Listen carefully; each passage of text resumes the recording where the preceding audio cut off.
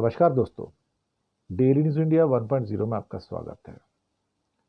अडानी साहब को 36,000 करोड़ का लैंड डील मिल गया साहब। मुंबई के अंदर गोरेगांव के अंदर मोती नगर की डील हुई है। जो बिड हारे हैं वो एलएनटी है, लार्सन एंड टूब्रो है। 36,000 करोड़ की डील मोदी जी ने गिफ्ट में दे दिया अडानी को।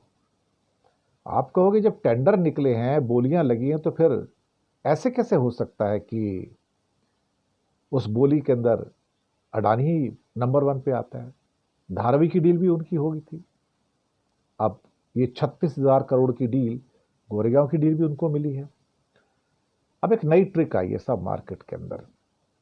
ये जितने भी जो बिड की जाते हैं कि मेरी बिडिंग इतने की है, मेरी बोली इतने की है, 36,000 करोड़, 20,000 करोड़, 40,000 करोड़, ये मेरी बोली है और ये मोदी जी तक पहले पहुंचा दिया जाता है।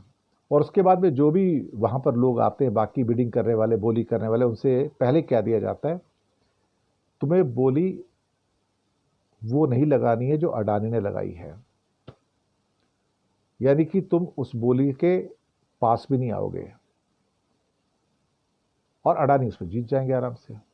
तो उनको बताया जाता है कि वो बिड जो है, सपोज करो यहाँ पे जो हाईएस्ट बिड होनी थी उसको ये मिलना था, तो हाईएस्ट बिड उसी की होगी। उसके बाद जितने भी लोग आएंगे, एलएनटी हो या कोई हो, उन सब से कह दिया जाएगा भैया जी तुम इतना कोट करोगे, तुम उससे ज़्यादा कोट नहीं करोगे, तुमको ये मिलने वाला नहीं है, लेकिन नाम के लिए आ जाओ।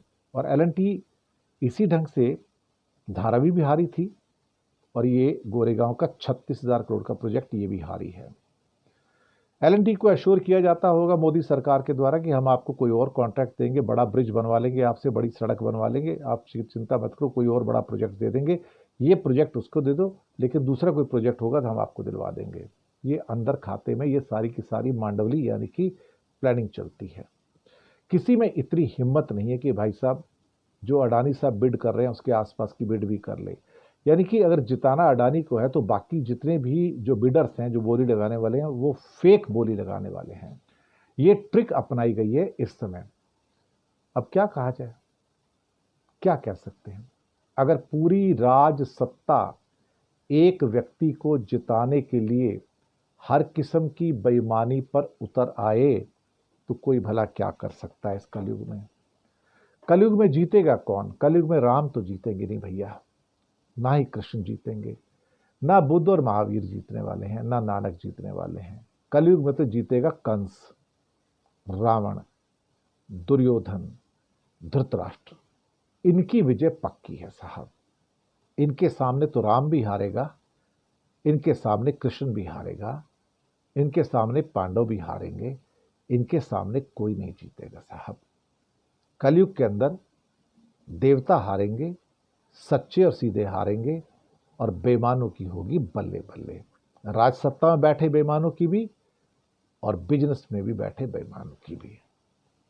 अडानी साहब जिंदाबाद।